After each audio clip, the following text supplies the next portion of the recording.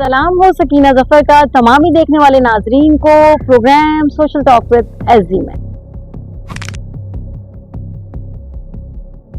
जब जिंदगी और मौत में चंद सेकंड्स का फासला होता है तब आवाज आती है रेस्क्यू 1122। आइए आपकी मुलाकात करवाते हैं रेस्क्यू 1122 के डायरेक्टर जनरल से। आइए, डंपर जो इश्यूज चल रहे हैं, डू यू थिंक कि सिर्फ डंपर की गलती है? जगह गवर्नमेंट की है तो वो इतनी डर्टी होगी। कोई भी बच्चे को अगर पकड़ा जाता है, रिश्वत की इतना आम ना हो रिश्वत, जो 150 लेके उसे, जो बच्चे लाइसेंस नहीं है जिस बच्चे के पास, उसको आप जो है 150 के जरिए लाइसेंस दे दिया जाता है। I am super happy to have rescue director 1122 Abhishek साहब। Welcome to my show sir. बहुत शुक्रिया जी, थैंक यू। कैसे हैं आप? बहुत शुक्रिया, अल्हम्दुलिल्लाह। सर मुझे बताएं कैसे हालात चल रहे हैं कराची के?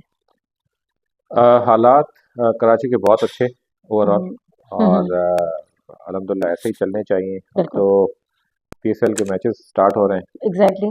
और लोगों में बहुत ज़्यादा एक वो कहते हैं ना कि जोश व वलवला है। बिल्कुल। ना सिर्फ हम शौकीन है देखने के, हम्म, बल्कि खेलने के भी शौकीन है। बिल्कुल। तो इंशाल्लाह हालात टीम बहुत जो है अच्छे हैं। हमारी डिसअपॉइंट करती है हमें, बहुत चीजें। डिसअपॉइंट हमेशा हमें सपोर्ट करनी चाहिए अपनी टीम को बिल्कुल भी, और बल्कि जो बिल्कुल जीतने वाली टीम है उसको भी। बिल्कुल। गेम में आप हार जीत रहती है, सर सिर्फ हार हार हो तो फिर मजा नहीं आता। तो इंशाल्लाह जीतेगी जरूर, हर हार के बाद जीती है। Okay okay.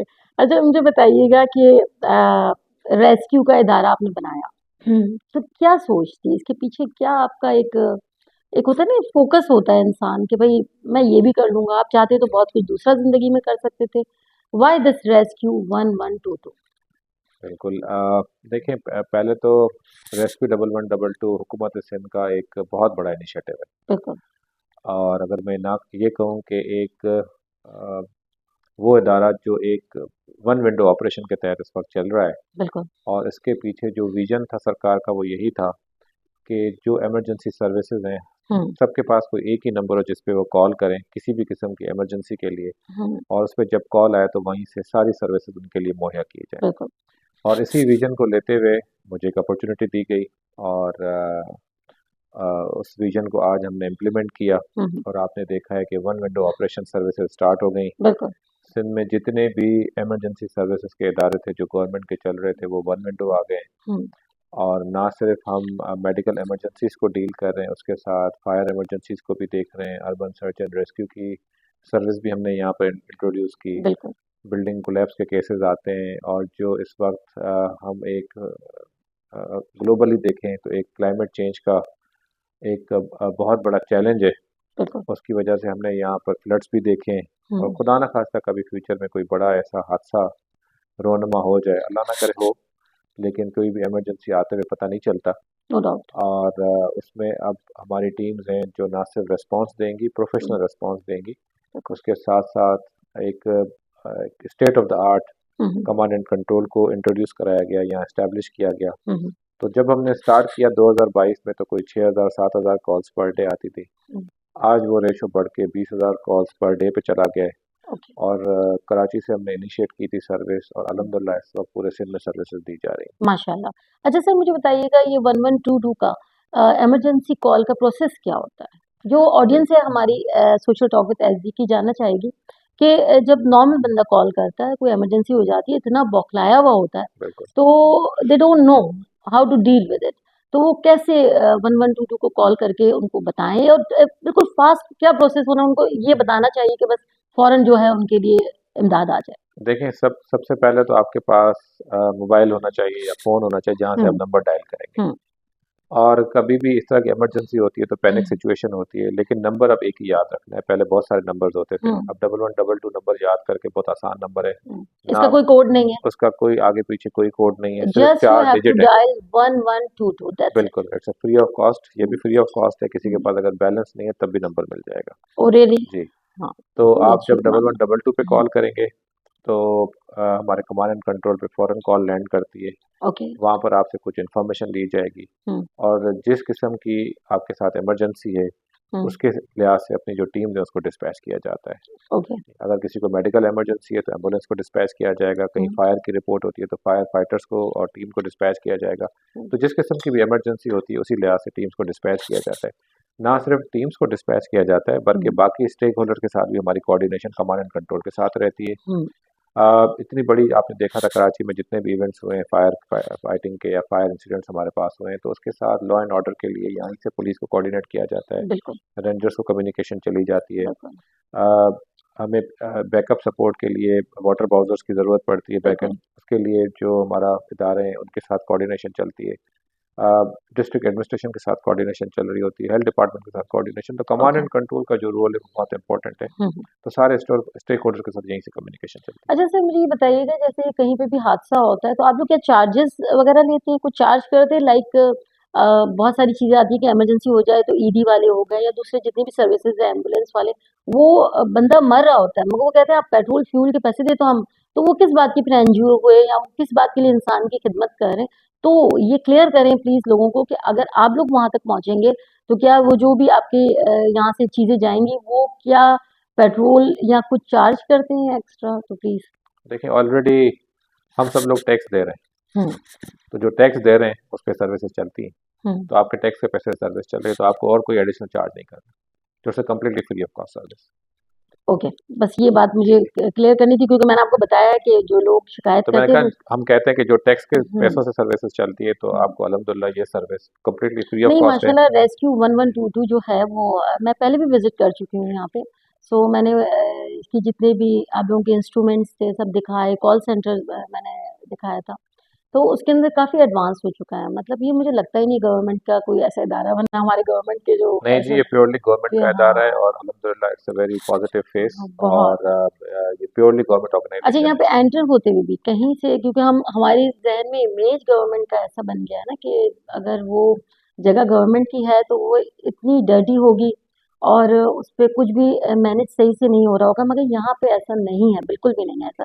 इसकी मिसाल ये चाय दूंगी, चाय बड़ी मजे की बहुत है। शुक्रिया जी, थैंक यू। अच्छा मुझे बताएं, आपको क्या चैलेंजेस जो है फेस करने पड़ते हैं सिस्टम में कि रिफॉर्म्स लाएं उसके अंदर?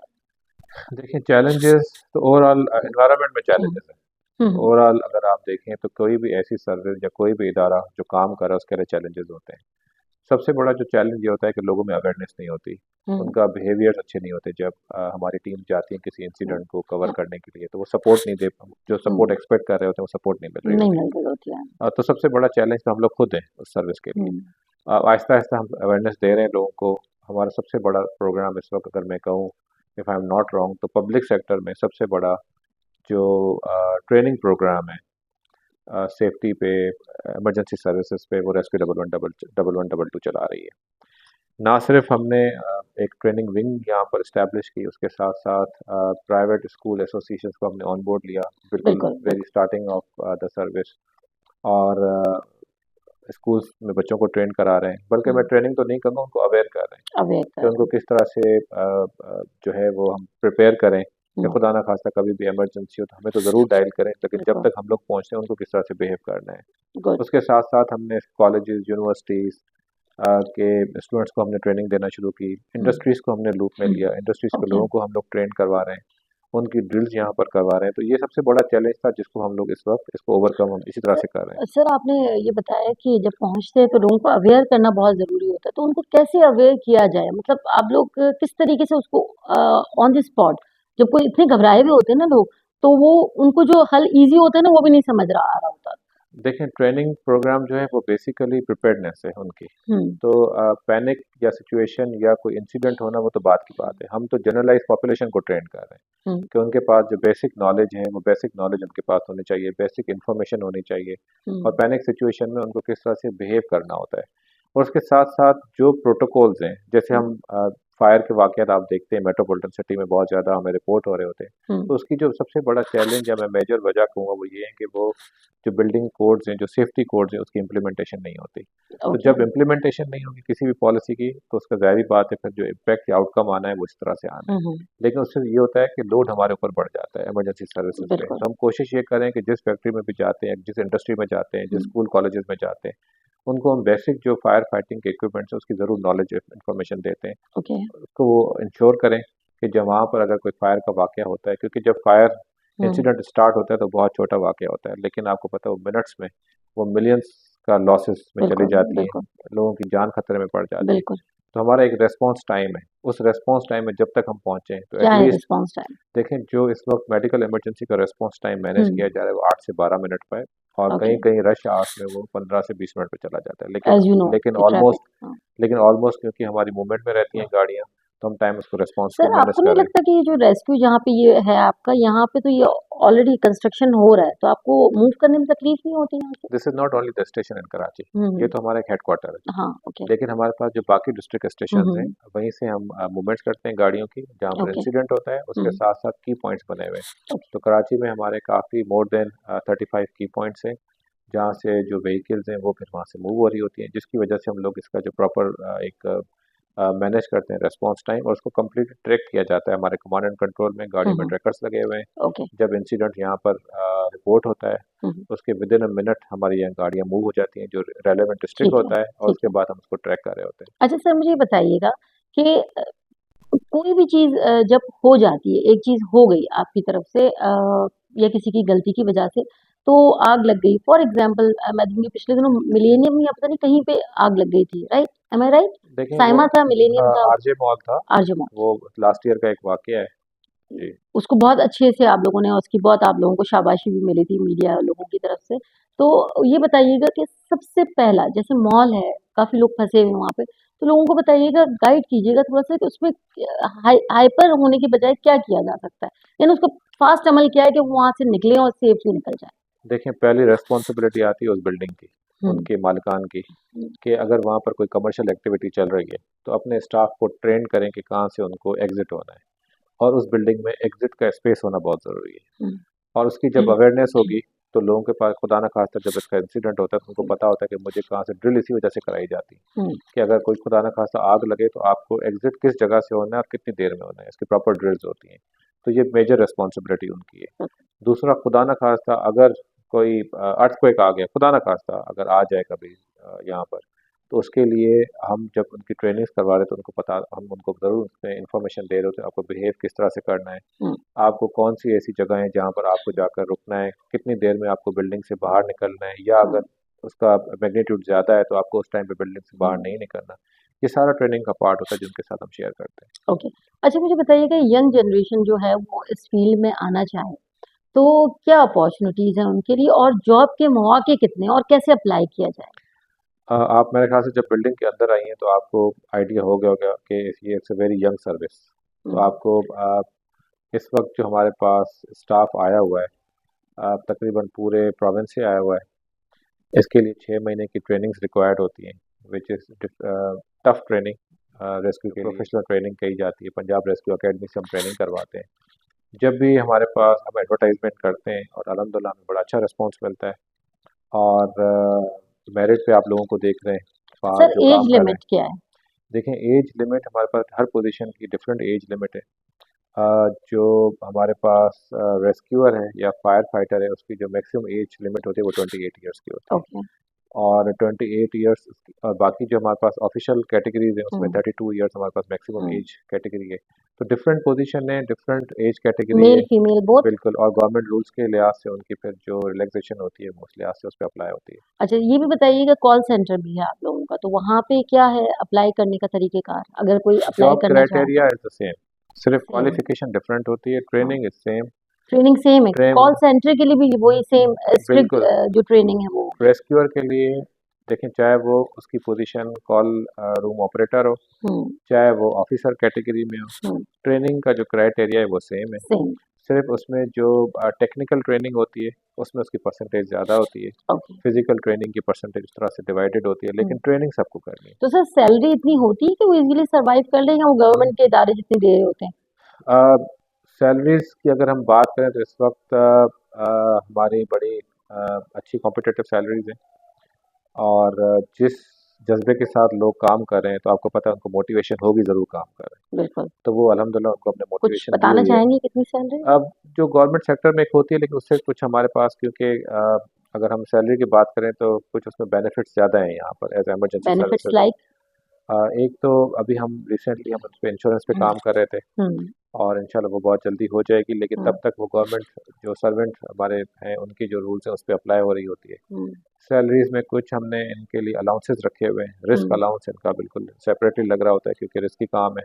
यानी अगर अल्लाह ना करे उस बंदे को कुछ हो जाए तो उसकी फैमिली को जो है आप लोग लुक आफ्टर करते हैं। देखें उसकी एक कंपनसेशन जो गवर्नमेंट रूल्स के लिहाज से मिलती है वो उनको मिलनी चाहिए, जो अभी हमारे पास एक फर्स्ट वाक़या अभी हुआ है हम्म और उसके लिए हम इंशाल्लाह पूरी कोशिश कर रहे हैं और उसको कंपनसेशन दिलाएंगे ज़रूर। हम्म। और ये एग्जांपल सेट होगा हमारे बाकी स्टाफ के लिए भी। अच्छा। तो गवर्नमेंट बहुत अच्छे से गुड टेक केयर करती है इस तरह की हम्म इमरजेंसी सर्विसेज हम्म को और कर भी रही है। हम्म और इस तरह की जो बैकअप सपोर्ट हमें मिल रही है आपके हम्म। सामने है। बिल्कुल। और एक हमें जो सबसे बड़ी सपोर्ट इस वक्त हमें इस सर्विस को है वो क्योंकि our minister is also very young और he is very supportive, Makhdoom Mehboob Jama साहब।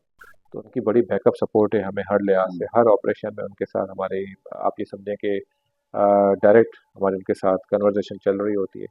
तो क्योंकि गवर्नमेंट की जब तक सपोर्ट नहीं होगी तब तक ये सर्विसेज चल नहीं नहीं हो सकती। सकते, ऑब्वियसली नहीं तो हो आज सकते। जिस मोटिवेशन के साथ हम लोग काम कर रहे हैं उसकी हम्म। मेजर वजह ये है कि गवर्नमेंट की हमें फुल बैकिंग है। गुड। अच्छा सर, अब आ जाते हैं कुछ कराची के आजकल हालात जो चल रहे हैं, डंपर जो इश्यूज चल रहे हैं। डू यू थिंक कि सिर्फ डंपर की गलती है? सॉरी ऑडियंस, थोड़ी सी मुझे ऐसा लगता है कि थोड़ी सी बाइक वालों को भी एहतियात करनी चाहिए, ये मेरा पॉइंट ऑफ व्यू है।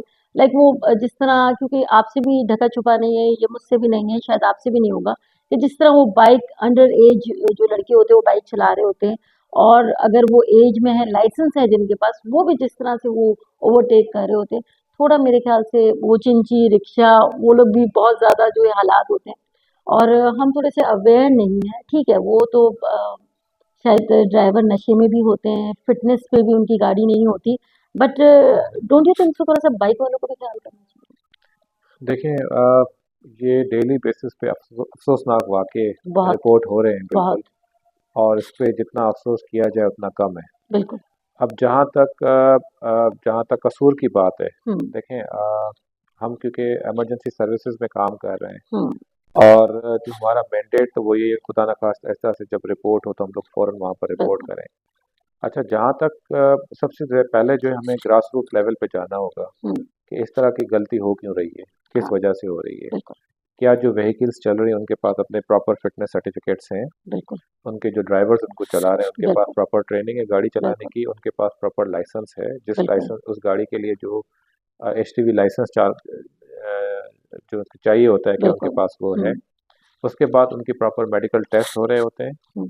और वो उसके बाद गाड़ी की अगर फिटनेस है तो उसके ब्रेक्स ठीक हैं गाड़ी का, ओके। गाड़ी के टायर्स ठीक हैं, बिल्कुल। गाड़ी इस कंडीशन में है कि वो गाड़ी रोड पे चल सके, ये बिल्कुल। बहुत इंपॉर्टेंट है। बिल्कुल। तो अगर हम ग्रास रूट लेवल पे जाकर इसको कवर करें तो मेरे ख्याल से हम काफ़ी हादसा से बच सर वो सकते हैं। बात मैं बिल्कुल अग्री करती हूँ। जहाँ तक आपने कहा बाइक्स हम्म वाले, तो देखें शारा फैसल पे गवर्नमेंट ने एक सेपरेट लाइन बना दी हम्म। कि बाइक्स वहाँ पर चलें, लेकिन आपके सामने है कि हम लोग खुद उसको फॉलो नहीं फॉलो करते। नहीं करते। फॉलो नहीं करते। तो जहाँ तक कसूर की बात है तो कसूर तो किसी का भी किसी टाइम पे भी हो सकता है।